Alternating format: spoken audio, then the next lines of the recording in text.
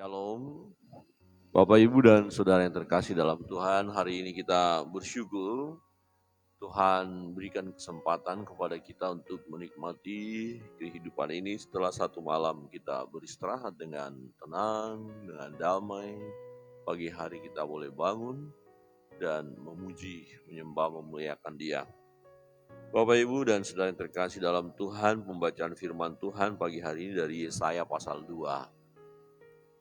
Dalam Yesaya pasal 2 ini kita melihat pernyataan Allah untuk akhir zaman atau tanda-tanda akhir zaman atau pernyataan Allah masa yang akan datang melalui Nabi Yesaya. Apa yang akan terjadi di masa yang akan datang? Nah, firman Tuhan berbunyi demikian, ayat 1, firman yang dinyatakan kepada Yesaya bin Amos tentang Yehuda dan Yerusalem, ya, tentang Yehuda dan Yerusalem, dan juga tentang keadaan dunia tentunya. Nah, di ayat 2 berkata begini, akan terjadi pada hari-hari yang terakhir, ya, akan terjadi pada hari-hari yang terakhir, gunung tempat rumah Tuhan akan berdiri tegak di hulu gunung-gunung dan menjulang tinggi di atas bukit-bukit. Segala bangsa akan berduyun-duyun ke sana. Dan banyak suku bangsa akan pergi serta berkata, mari kita naik ke gunung Tuhan, ke rumah Allah Yakub, supaya Ia mengajar kita tentang jalan-jalannya dan supaya kita berjalan menempuhnya. Sebab dari Sion akan keluar pengajaran dan firman Tuhan dari Yerusalem. Ia akan menjadi hakim atas bangsa-bangsa dan akan menjadi wasit bagi banyak suku bangsa.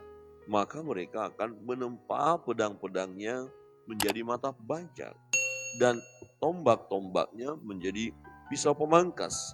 Bangsa tidak akan lagi mengangkat pedang terhadap bangsa dan mereka tidak akan lagi belajar perang.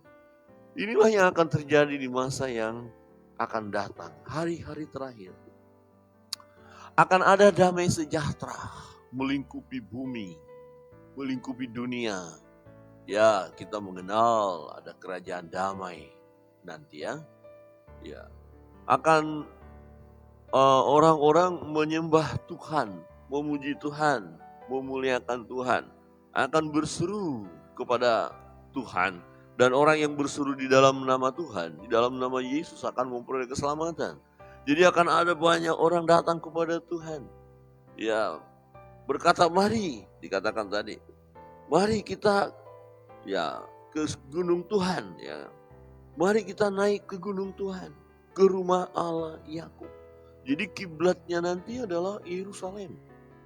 Ya, orang-orang akan datang berbondong-bondong memuji, menyembah, memuliakan Tuhan. Kiblatnya adalah Yerusalem.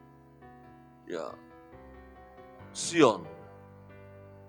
Banyak suku bangsa dikatakan, banyak suku bangsa akan datang pergi ke sana. Suku-suku bangsa berduyun-duyun. Terus ramai akan datang ke Yerusalem. Untuk apa mereka ke sana?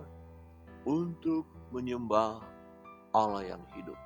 Allah Abraham, Allah Ishak, Allah Yakub. Allah Bapa, Anak, dan Roh Kudus.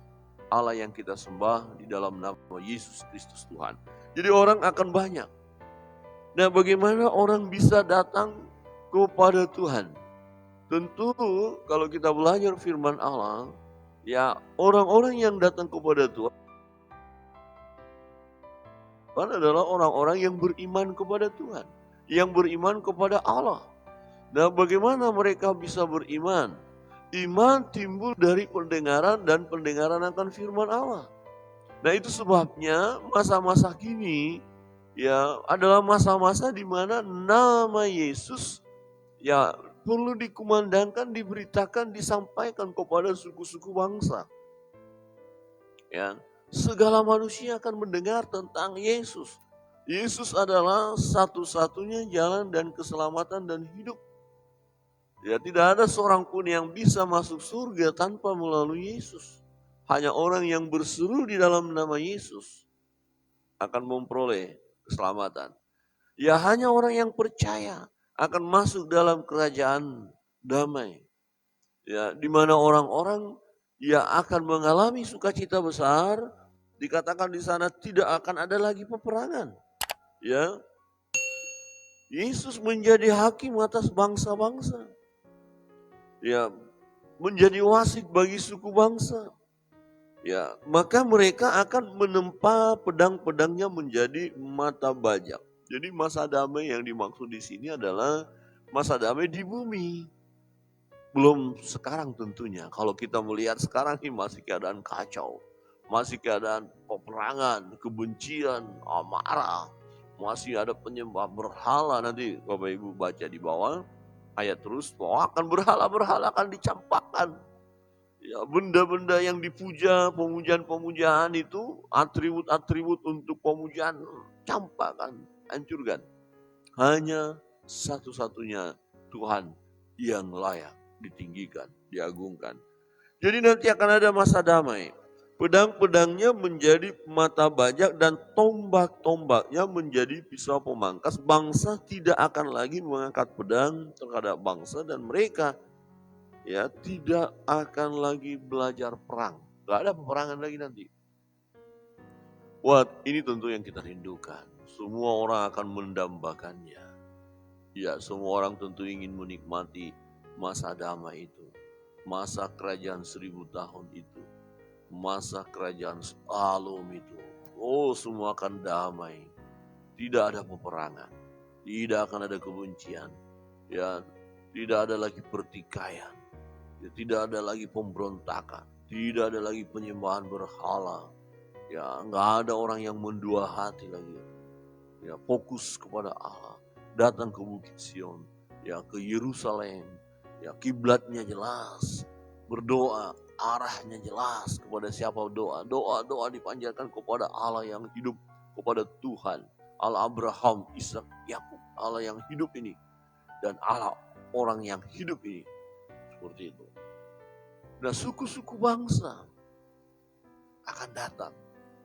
Mungkin kita berkata, Pak Pendeta bagaimana sekarang suku-suku bangsa banyak yang belum mengenal tentang Tuhan. Tentu mereka tidak akan masuk dong dalam masa damai itu. Ya, mereka yang tidak mendengar dan tidak percaya tidak akan masuk. Itu sebabnya ada amanat yang disampaikan oleh Yesus kepada setiap murid, setiap orang percaya yang kita kenal dengan amanat agung. Ya, amanat agung. Ini yang sedang kita kerjakan terus-menerus. Semua kita harus melaksanakannya. Sebab kita dipanggil untuk itu, menjadi saksi. Bukankah firman Tuhan katakan, ya Yesus berkata, bukan kamu yang memilih aku, tapi aku yang memilih kamu. Dan aku menetapkan kamu supaya kamu pergi dan menghasilkan buah. Inilah yang sedang kita kerjakan. Supaya kita menjadi pribadi-pribadi yang menghasilkan buah dan buah kita adalah lebat. Ya, buah yang lebat itu menyukakan hati sang pemiliknya. Jadi kalau kita melayani, kita bersaksi, kita menjadi berkat bagi banyak orang, maka Tuhan senang melihat kita. Dan kita pun nanti akan mendapatkan upah untuk itu. Bapak Ibu Saudara yang terkasih dalam Tuhan, semua kita merindukannya. Tetapi tidak semua orang bisa mengalami hal itu. Karena ya manusia masih mengeraskan hati. Ada banyak orang yang tidak mau tahu tentang Tuhan. Ada banyak orang yang akan melawan Tuhan di akhir-akhir zaman ini. Salah satu tanda akhir zaman adalah ya ada orang-orang yang tidak mau merendahkan diri di hadapan Tuhan. Di ayat 11 kita lihat. Manusia yang sombong akan direndahkan dan orang yang angkuh akan ditundukkan. Dan hanya Tuhan sajalah yang maha tinggi pada hari itu. Sebab Tuhan semesta alam menetapkan suatu hari untuk menghukum semua yang congkak dan angkuh. Serta menghukum semua yang meninggikan diri supaya direndahkan. Untuk menghukum semua pohon aras di Libanon yang tumbuh meninggi dan tetap menjulang dan menghukum semua pohon terbantin di Basan. Artinya, menghukum setiap orang yang berdosa, yang melakukan kejahatan, yang melakukan kekerasan, Manusia yang sombong, yang angkuh, yang menyembah berhala, yang tidak tunduk kepada Allah, akan Allah hukum satu hari nanti. Akan tiba waktunya. Untuk itu, mari jangan kita terjebak kepada kesombongan. Di ayat 17 berkata, manusia yang sombong akan ditundukkan dan orang yang angkuh akan direndahkan. Hanya Tuhan sajalah yang maha tinggi. Hanya Tuhan sajalah yang maha tinggi. Nah, orang-orang yang sombong ini orang-orang yang tidak membutuhkan Tuhan. Dalam hidupnya dia tidak pernah bersandar kepada Tuhan. Dia bersandar kepada keakuannya. Ya, dan banyak manusia saat ini hidup menuruti keangkuhan hidupnya. Egonya. Oh, aku hebat, aku luar biasa.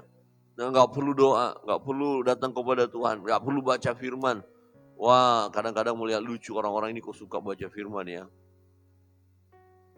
Apa itu? Kayak gitu ya. Dia gak ngerti. Ya, dia sombong. Ya, tidak mau merendahkan diri di hadapan Allah. Menentang Allah. Dan pada akhirnya orang yang sombong ini akan direndahkan.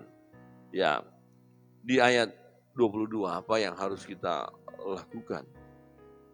Ya, dikatakan jangan berharap pada manusia sebab ia tidak lebih daripada embusan nafas. Dan sebagai apakah ia dapat dianggap? Jadi jangan mengandalkan manusia. Yang perlu kita lakukan andalkan Tuhan. Manusia nggak bisa buat apa-apa. Oh, kelihatan bisa menolong kita sesaat. Kelihatan bisa memuaskan kita sesaat. Tidak akan bisa dia memuaskan kita selamanya. Manusia punya keterbatasan. Ingat, yang angkuh, yang sombong, yang merasa diri hebat tadi akan direndahkan Tuhan. Akan ditundukkan. Dia akan tidak berdaya. Bahkan yang terus giat di dalam kejahatan akan dihukum. Ya. Jadi dalam hidup ini siapa yang mau kita andalkan? Tuhan. Berarti perlu dong doa? Perlu. Perlu dong baca Alkitab? Perlu. Perlu dong menyembah Dia? Perlu. Perlu dong mendekatkan diri kepada Tuhan? Perlu. Sangat perlu. Ya, bergaul kariblah dengan Allah. Kita melihat bagaimana Nuh, seorang yang berkenan kepada Allah. Di antara manusia-manusia sejamannya yang melakukan hal yang jahat. Berbeda. Yang jahat, yang angkuh, yang sombong, yang tidak membutuhkan Allah, dibinasakan oleh Allah. Tetapi yang bergaul karib dengan Allah, ya, yang hidup sesuai dengan kebenaran, yang takut akan Tuhan, Tuhan selamatkan. Jadi dalam hidup ini kita harus berharap kepada Allah, bukan kepada manusia. Jangan berharap pada manusia sebab ia tidak lebih daripada embusan nafas. Ya, kita bernapas, ya keluar angin, terus kemana ini kita nggak tahu, lenyap. Ya. Dan sebagai apakah ia dapat dianggap? Oh, kita hari ini masih bernapas. Sebentar sudah bisa hilang napas, selesai. Kalau manusia sudah tidak bernapas, bikin apa dia? Sia-sia mengandalkan manusia, ya, bersandar kepada manusia. Bahkan firman Tuhan katakan terkutuklah orang yang mengandalkan kekuatan manusia. Tetapi diberkati orang yang mengandalkan Tuhan. Jadi dalam hidup ini Bapak Ibu Saudara yang terkasih dalam Tuhan. Mari kita andalkan Tuhan dalam hidup ini. Mari kita berserah kepada Tuhan. Jangan kita sombong. Jangan kita merasa diri hebat. Ya, jangan tinggalkan persekutuan dengan Tuhan. Jangan tinggalkan ibadahmu. Jangan lupa untuk berserah kepada Tuhan. Tingkatkan komunikasi dengan Allah, persekutuan dengan Allah, ibadah. Ya, pujian doa kita kepada Tuhan dan keterlibatan kita dalam melayani Tuhan, keterlibatan kita menjadi saksi Kristus. Ini harus kita tingkatkan. Akhir zaman. Ya, kita sudah berada pada akhir zaman. Tanda-tanda sudah nyata. Bapak Ibu Saudara yang terkasih dalam Tuhan. Mari kita bersemangat untuk mengerjakan pekerjaan ini. Ya, amanat agung. Sebab apa? Ya, janji firman Tuhan yang telah disingkapkan bagi kita saat ini. Bahkan banyak suku-suku bangsa akan datang. Dan saat ini yang mereka belum mendengar tentang nama Yesus sedang menantikan kedatangan para pembawa kabar gembira ini, kabar sukacita ini, kabar baik ini. Sedang menantikan kedatangan orang-orang yang akan menyampaikan ya Injil keselamatan Allah. Injil adalah kekuatan Allah yang menyelamatkan manusia yang berdosa. Injil adalah kekuatan Allah yang menyelamatkan, dan ini perlu kita sampaikan ke suku bangsa. Mari Bapak Ibu Saudara yang terkasih dalam Tuhan, ini tugas kita. Ya, jangan kita terjebak dengan keadaan dunia sekarang. Jadi ada dua hal yang ini. Yang satu, orang semakin serius kepada Tuhan, ini akhir zaman dan pada akhirnya akan mengalami sukacita. Tapi di sisi lain manusia mulai mengandalkan kekuatannya, melawan Allah karena iblis bekerja. Ya, mau menciptakan sesuatu untuk melawan Allah dan pengikut-pengikutnya. Iblis bersekongkol dengan orang-orang, dengan pengikut-pengikutnya untuk menghancurkan iman orang-orang yang mengikuti Yesus. Nah, kita harus pertahankan iman kita dan kita harus gigih melangkah memberitakan kabar sukacita. Jangan kita menyombongkan diri. Jangan kita menyembah berhala. Ya, jangan kita mengandalkan kekuatan manusia. Gak ada apa-apanya manusia ini. Tetapi yang harus kita lakukan adalah andalkan Tuhan dalam hidup ini. Kiranya kebenaran firman Tuhan pagi hari ini menolong kita untuk lebih bersemangat dalam hidup ini.